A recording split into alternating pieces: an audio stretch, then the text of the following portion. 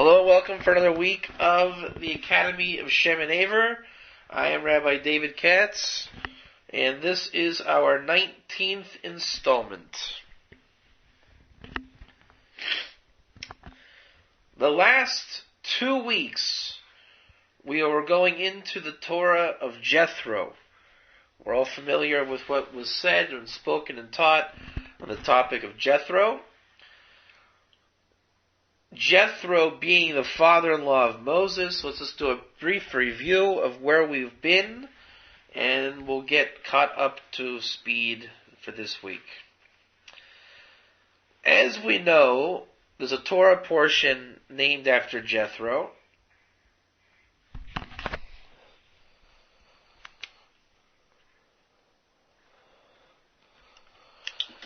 And we find that he leaves the Jewish people behind at Mount Sinai just before the revelation of the Ten Commandments. It's a very strange episode to leave the Mount Sinai experience before the Ten Commandments were given, one would say. And then there's the idea that Jethro converted. Now we're speaking in big, vague terms. The story of Jethro can essentially be understood in two ways. You can say he converted to Judaism, and that the story becomes rough and not exactly nice, a little bit hard to understand. There's a lot of issues and complications with saying blindly that he converted to Judaism. Yet there's another avenue we can take, suggesting that there's yet another type of conversion. The word conversion is an English word that doesn't really mean anything in Hebrew. In Hebrew, the term is ger, gimel reish. Ger means a stranger or an alien. And why is the Torah term a convert under the title of ger, convert, alien, stranger? One alienates himself. How does that work? If a person comes into the Jewish faith, converts loosely, the term, he's essentially leaving behind everything he knows. He's coming into, from what the world would deem as strange people, strange practices. He is a stranger. He's coming into something strange, and yet he comes from a different place. So now he has alienated himself. He no longer has a connection to where he came from, and he's alien to where he is. Yet, if we look at the Noahide experience, the Noahide can come under the same category. The Noahide left behind the falsehood and lies of this world, and yet he's not coming into Judaism. He is a proper Noahide. He is a stranger. And he is an alien. He has to rely on God even more so, some would say, than any other person on earth. So the term or category of ger, I would say not even does it only relate to a convert to Judaism. It may be even the most appropriate term for a Noahide. The Noahide really alienates himself from the lies of this world, yet he doesn't come into an established nation of the Jewish people. There's a proper Noahide nation. Now, ideally, in the future, there's going to be a lot of Noahides. A lot of people will find the truth, come to the knowledge of God, and then it won't be so alien or so strange. But imagine Jethro. At the Mount Sinai revelation, he is the only Sinai Noahide on earth. That is the epitome of being alienated. And this was the whole struggle that Jethro has with the Jewish people. He doesn't want to merge and just be into the Jewish people, part of the regular Jewish faith. He doesn't want to just be a Jew.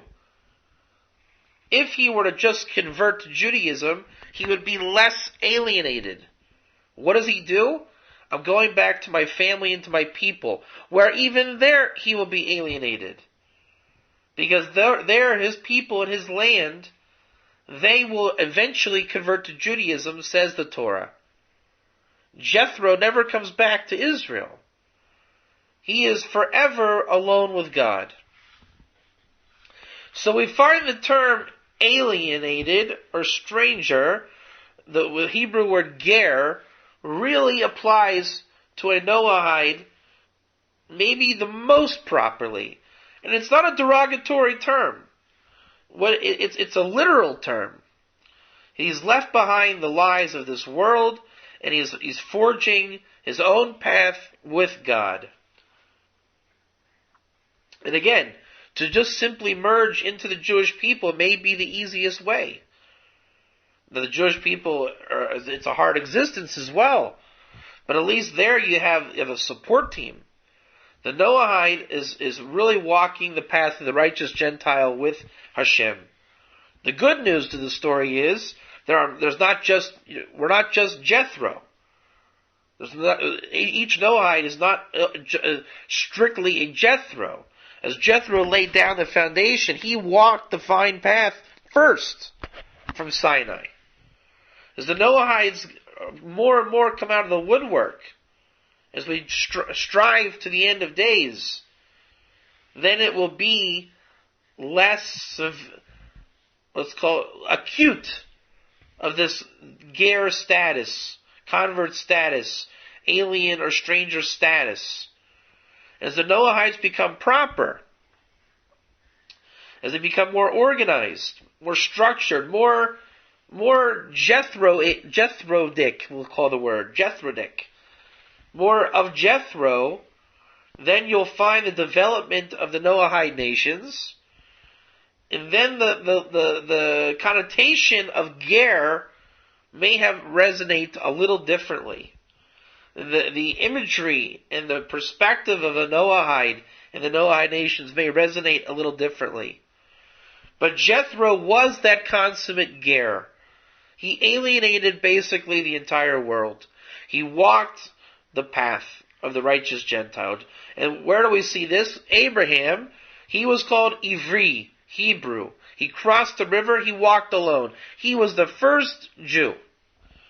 Now Moses, it was the first Sinai Jew, doesn't have quite the same effect as Abraham. As Moses is the first Jew, there's an entire Jewish people at Sinai.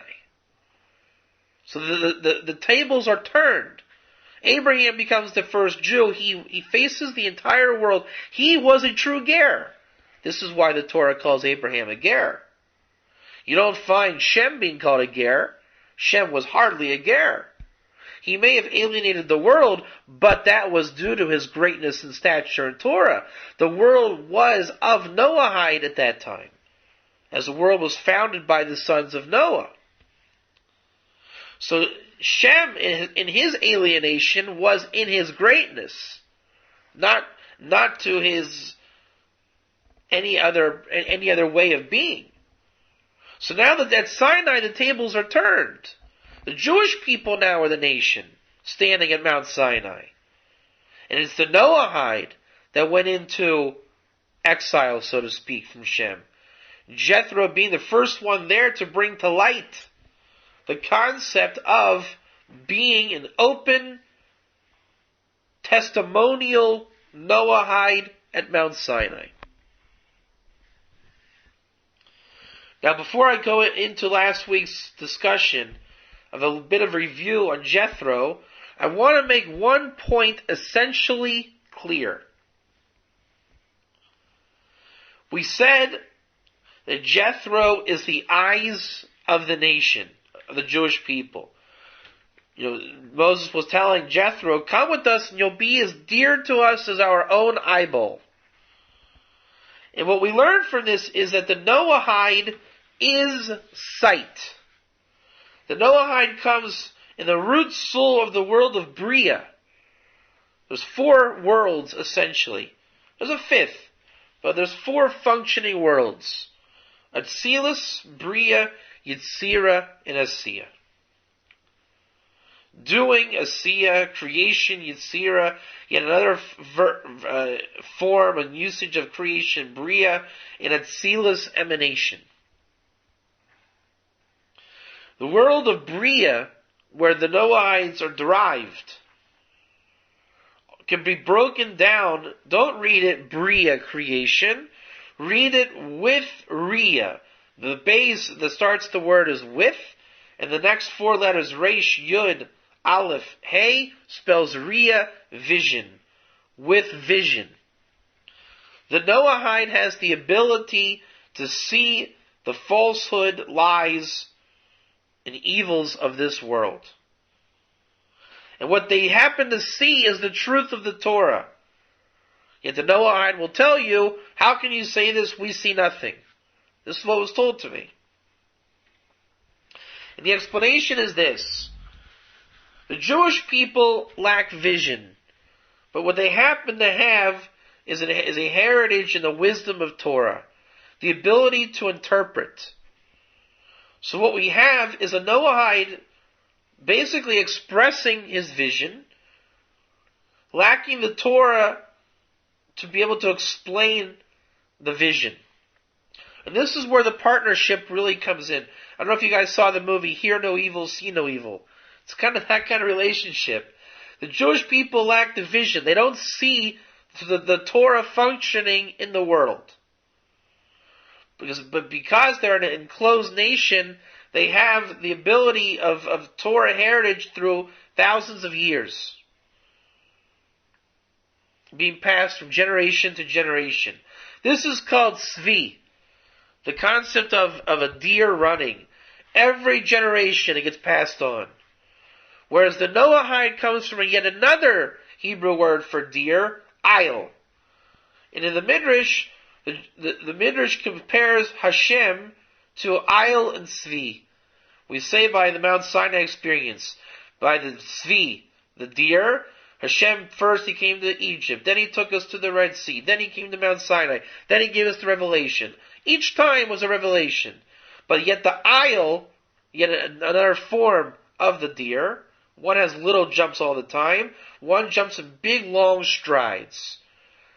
From that viewpoint, nothing happened until Hashem came down to Sinai and said, I am Hashem, your God. Thus, the Noahide represents Ayil. All the time, from Shem, all the way through to Jethro at Mount Sinai, till today.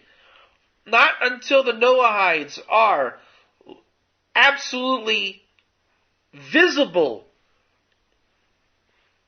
and emanated in this world, then we can say the role of the Noahide has reached its revelation.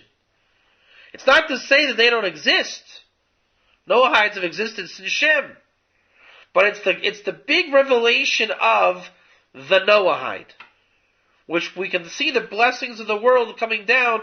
We are approaching that time now if we're not either there or close to being there. That's Ayil, the big revelation at the end, whereas the Jewish people were Tzvi. All the time, from Abraham passing the revelation, you are a Jew, you are a Jew, you are a Jew, you are a Jew. Whereas the Noahide got passed on also, simultaneously. But eventually there's going to be a revelation of Noahide-ism. We're hoping that time is now. That should be consummate with the redemption of the world. Hopefully we're approaching that time now. As we know, the world exists for 6,000 years, and many of the ancient commentators state we are approaching the end times now. Thus what we have is a partnership. The heritage of the Torah, the ability to interpret the vision of the Noahide. Thus what happens is the Noahide sees. And he's describing with absolute clarity his vision. Yet he doesn't know what he sees. It's the job of the Jewish people to listen to the vision.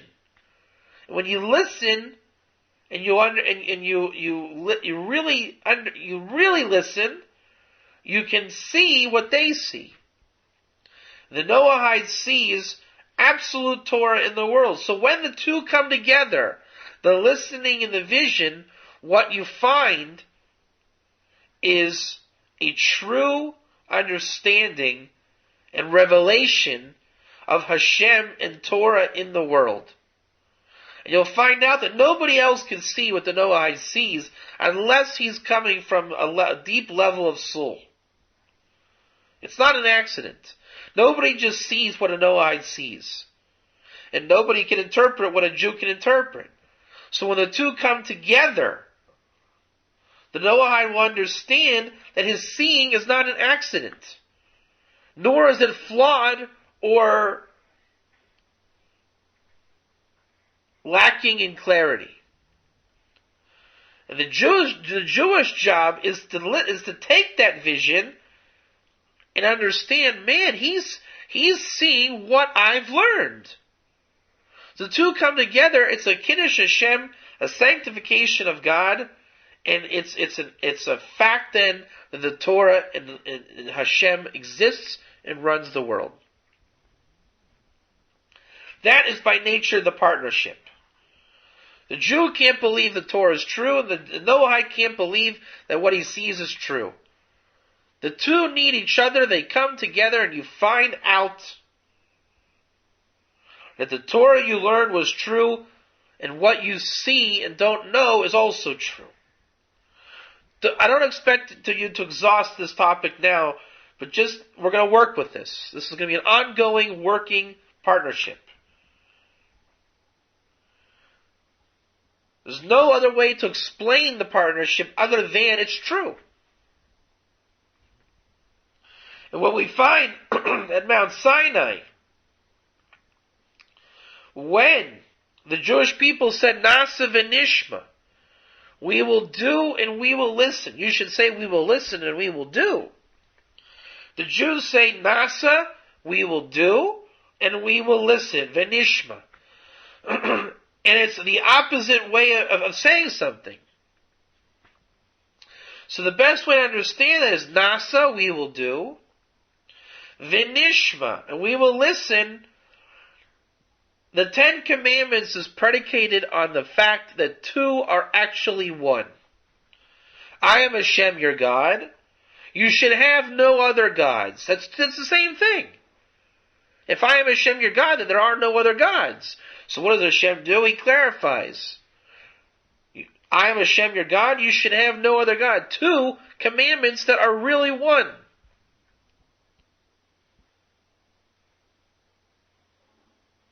We find the two as one theme many times in Torah. Man and woman, two different entities coming together to make a harmonious one, two that are really one. That's what we find also with Moses. Hashem made the Shekhinah, the divine presence, rest amongst the Jewish people. Let it not go and dwell amongst where there's no holiness. It's the same thing. There's two different ways of expressing the same thing.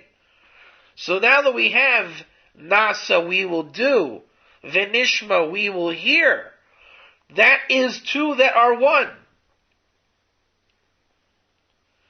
As the Nishma, we will hear, there were two voices that said that, not one. The Jewish people may have said it at Mount Sinai, but there's a concept, Shema b'koli, listen in my voice. Rebecca told Jacob. Many others have said this. I think Jethro even said this to Moses, if I'm not mistaken. Listen in my voice. Thus what we have is the voice came from the Jewish people, Nasa v'nishma, we will do it, we will listen. In that voice is the Noahide being vocal as well.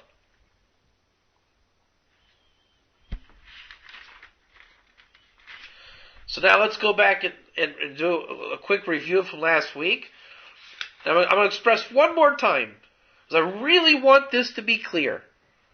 The Noahide comes from Bria, creation, the world of, broken down to Beria, with vision. The Noahide sees. It's intuitive. It's with clarity. And when it comes into words of Torah, from heritage being passed on from Abraham, when the two come together and share, which that's what Jethro represents, is the world of tzedakah, sharing. We know tzedakah means charity, but it also means sharing. The world was built with kindness, and with Shem and Abraham, the world is perfected with tzedakah sharing. The two come together and share their Torah. The Noahide simply states what he sees, and he doesn't think that he sees. The Jew offers his knowledge of Torah, and you'll find out it's a perfect relationship when it's 100% based on Torah. The division is very, very clear. This level of vision is the level of Moses. Why did Hashem choose Moses to bring down the Torah? Mind you, Moses is an incarnation of Shem. That when Hashem looked to bring down the Torah, he didn't just choose Moses. He had the ability to look into Moses. And when Hashem looked into Moses, it was as if Moses was glasses to God. And God saw that Moses sees God. Now, whether or not Moses had knowledge or awareness of that, I don't know. But Hashem said, this is the commentary of the Ramban onto the Parsha. If Moses sees me, Hashem says, then that is the guy that I want giving the Torah.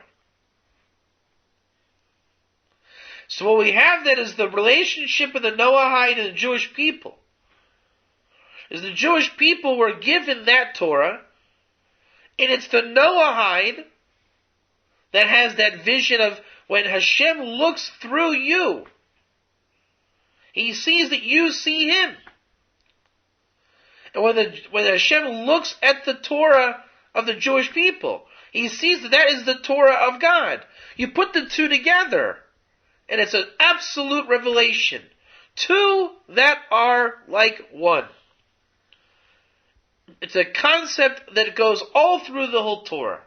Two that are really one.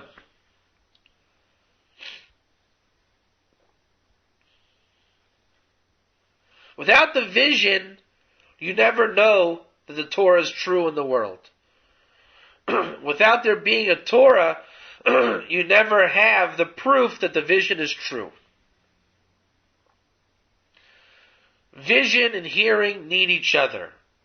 The Noahide and the Jew need each other. This is an ongoing theme that we're going to clarify 10 times over. Now, just wanted to make that clear. Last week we talked about the different levels of verses about why we think that Jethro, as a convert to Noahidism and not Judaism. There's a basic premise in the Talmud.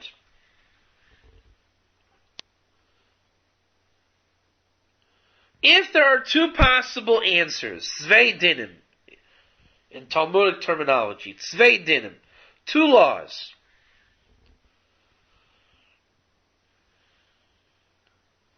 How can there be two laws?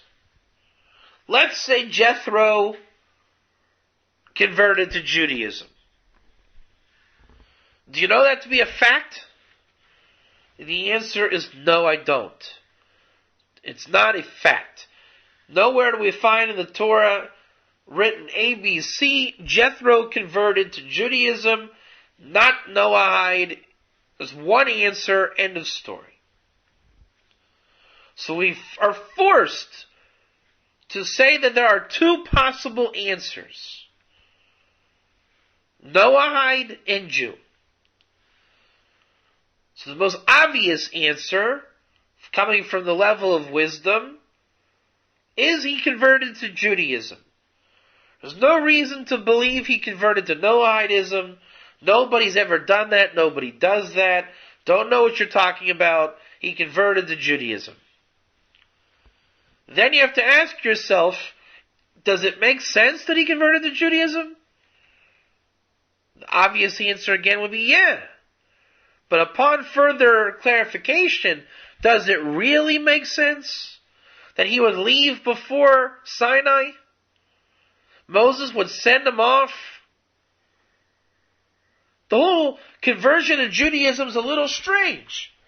The Jewish people tell him, well, you only converted because you wanted land. That argument doesn't really hold water when you probe that argument. The people will say it's the obvious answer, it's the only answer. So why would he convert to Noahidism? Why would you even entertain such an idea? It's because we learned something from it. On the avenue that he converted to Noahide, what you learn is, what should a Noahide, on the level of, say, a Sinai Noahide, what does he do? It's a fantastic idea. We never thought, what does really a Noahide do? We know about the 7 laws. 7 laws have been hashed over endlessly. But what would a Noahide proactively do? So now that you have the possibility that Jethro converts to Noahide, you can ask yourself, maybe that on the avenue that opinion is correct. It's telling you what he can do. So the basic answer is Judaism, but on the possibility that it was Noahide, because it is possible, maybe it's telling you what he can do. Then you look further into the different Chazal commentaries to the Torah. You start to look and say to yourself, the conversion to Noahide, not only is it possible, it's the only answer that totally makes sense. It's the only answer that answers up all the commentaries. Why does Moses send Jethro off to his land and to his people? Because Jethro creates schism. The schism is 2 will be repaired to become 1. If he stays at Mount Sinai, there's no schism. And that will end up in absolute schism of 2 that do not become 1. The Noahides go their way, the Jews go their way, sayonara. By going to his people and to his land, there's forever going to be the relationship, I need you, you need me.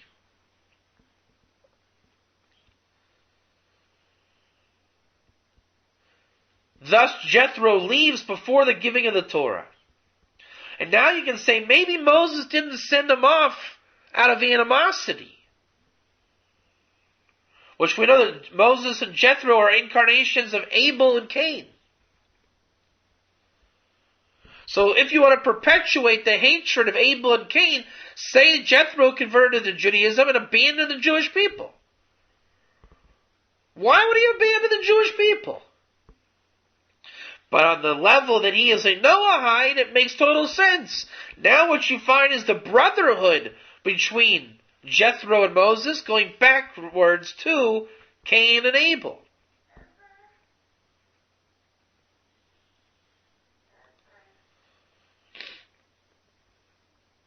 Once the brotherhood is restored, Jethro is a possible Noahide. You look into all the different sources. And Jethro as the Noahide makes not just a little bit of sense, but absolute sense.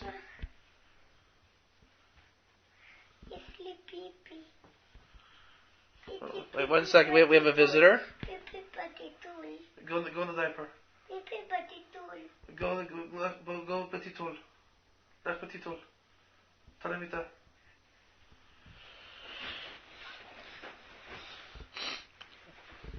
So then what we say is, we had the most telling argument we have.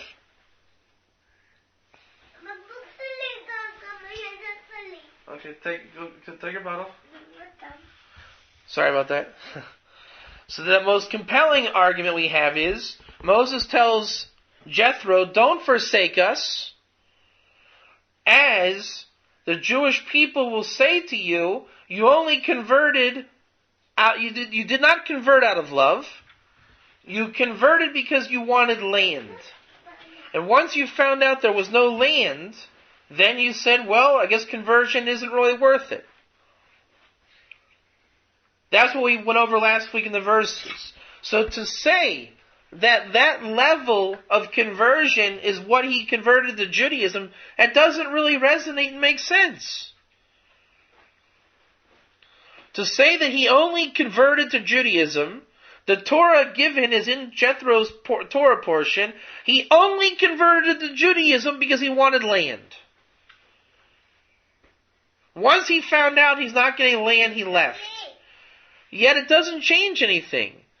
Because if he were to have found out he was not getting land and left, it doesn't undo a conversion to Judaism, so why would he leave? You can't undo it. You see, the argument just doesn't add up.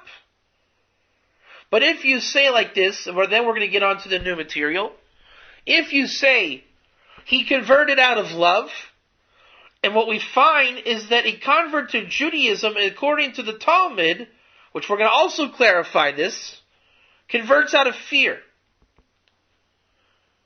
So there's a concept in Judaism of self-righteousness. It's a big claim on somebody if you say, oh, he only did it to be self-righteous. They think that Jethro is self-righteous.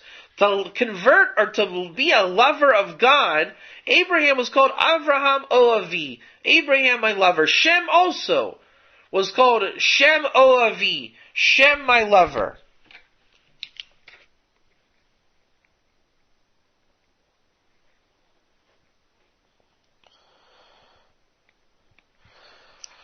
Which is interesting. The gematria numerical value of Shem Oavi, Shem my lover, is that of Mashiach. Mashiach is the same letters as Shem Chai. Shem is alive. Just a little side note. Thus, to say that a person has love of God, it's a level to attain. Jethro leaves, how can you say he loves God? As a Jew. So what's the argument? Jethro loves God. Then they say, so he says. But that's only because converts to Judaism were to receive land.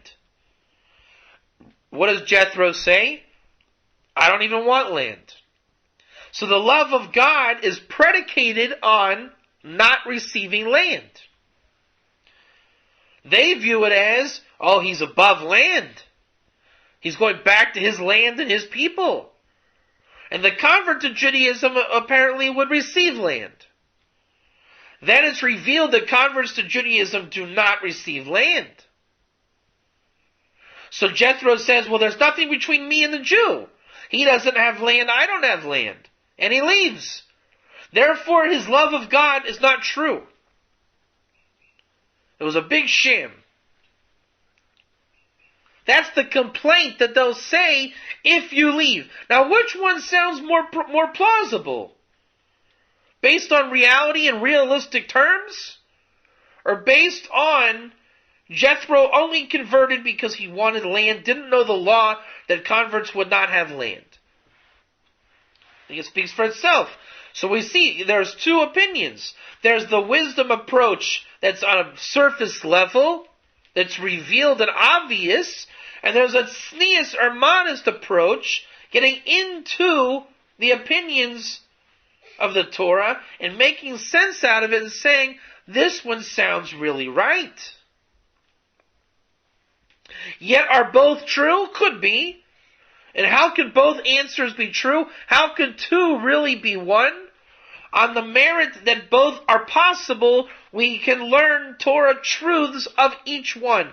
But to say that you cannot learn a Torah truth of one or the other is incorrect. Thus, we are forced to answer Jethro as a convert both to Judaism and to Noahide exists in potential, and upon further introspection, we find that the Noahide approach is really the Torah out of love.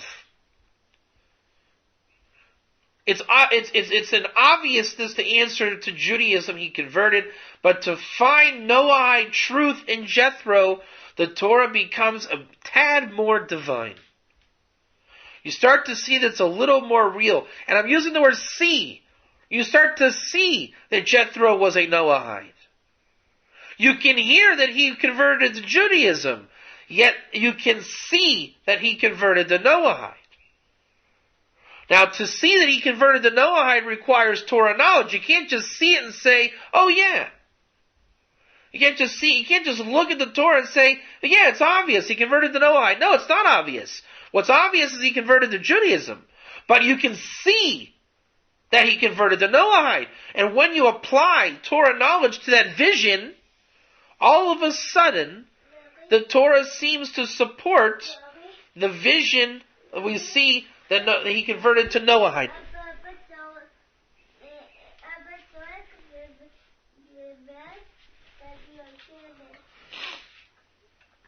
Then we went on into the verses and we showed the whole conversion process in the Torah portions of Exodus and Numbers, Bamidbar and Shemos.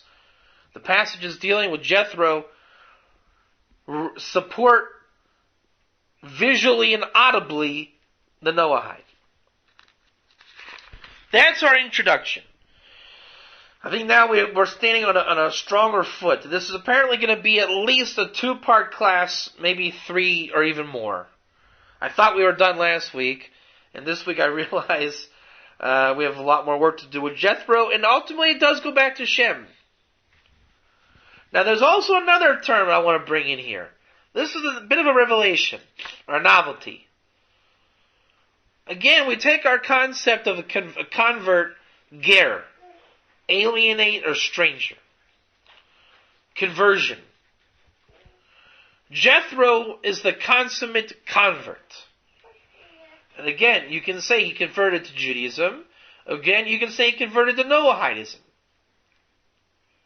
But what he did was he was alone. He walked a path of the righteous Gentile. And what he did was he did proactive measures. Good question, and I was going to address that question. I'll go ahead and ask this question for the recording. Is it possible that Jethro did both conversions? Excellent question. We're going to get into that, not now, because I don't want to break the flow, but the simple answer to that is yes and no. Is it possible, and I'm going to get into the particulars, is it possible that he converted both? Yes. Is it possible that he did not? Yes, it's also possible he didn't. Are both correct? Could be. Is there what to learn from both? Absolutely. Very good question. I was going to bring it up at some point in the class. I will get to it. Very good question. Thus, what he did was Jethro had made proactive measures.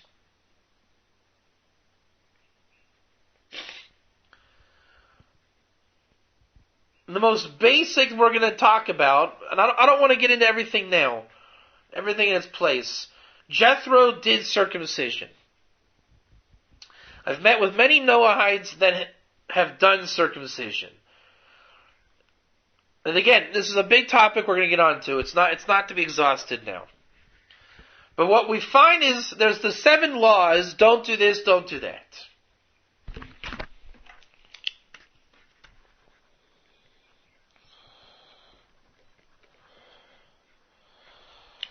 But where do we find a Torah philosophy of what to do? We know that the 7 laws are negative. Lo say, don't do this. Where do we find that you are to do?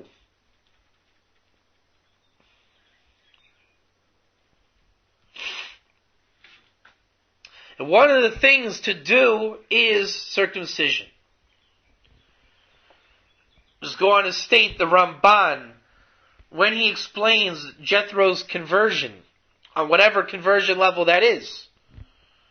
He did 3 things, plus we already knew of a 4th. Circumcision, mikvah, sacrifice. And as we know, the 4th was a name change, name modification.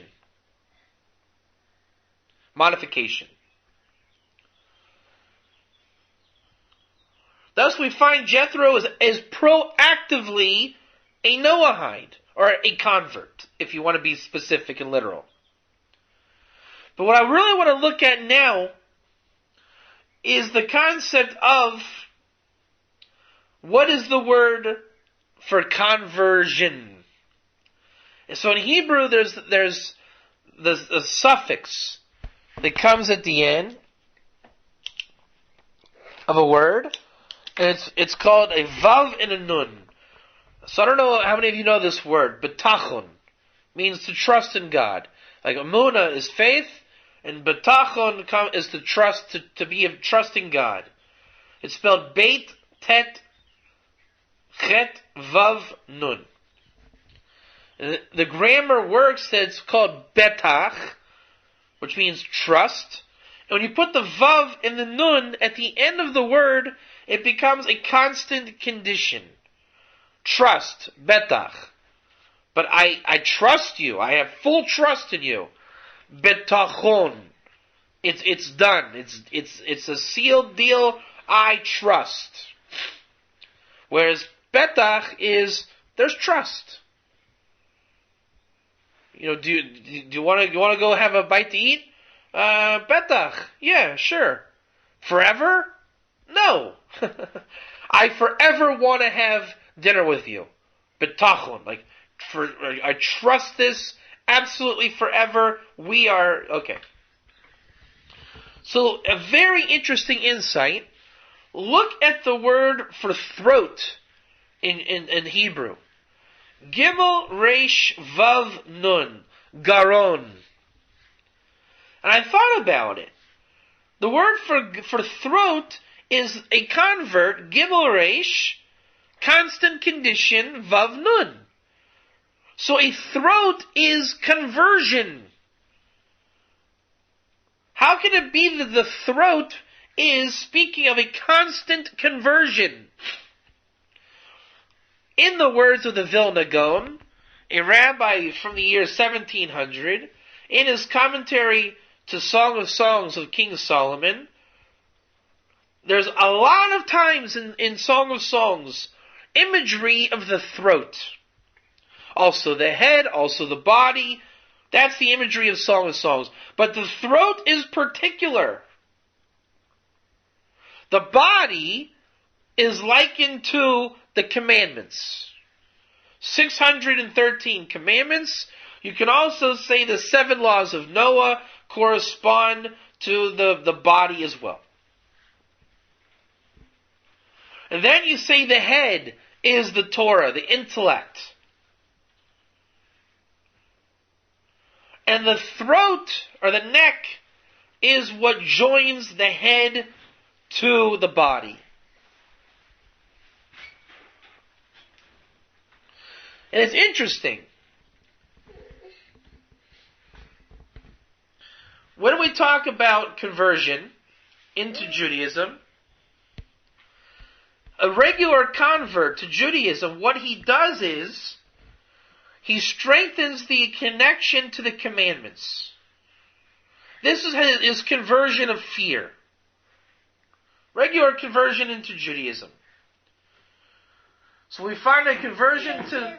Okay, there you go. We have a visitor. A student came into the class. Reuven Katz is our guest student. So now we have the Noahide conversion. One second. We're almost done. We can't now. Not now. Because right now I'm giving class. אני נותן שיעור. כן, תעלה מיטה.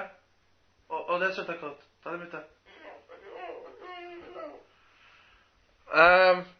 I think we're going to stop class at this point. Okay. That's it. We're going to stop there. Let me just make a note. We stopped. We have a request to watch in a cartoon. All right, so that's where we're going to stop today. We did 45 minutes. That's the full class. So thanks. That's all. One second. So that's all for this week. We got into the background and review of Jethro. And next week we're going to do what we have planned for today, which is the entire conversion process idea of Jethro into the Noahide perspective, how it can work, how it does work, and what the different particulars are. Okay. So that, anyways, he says, okay, anyways, that's all for today. See you guys next time. I can be reached at rabbiKatz@noahidenations.com. Questions, comments, and feedback are always welcome.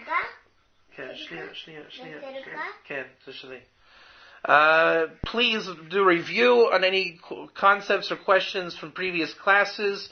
The concepts are always repeated and reiterated, and we rehash all the ideas.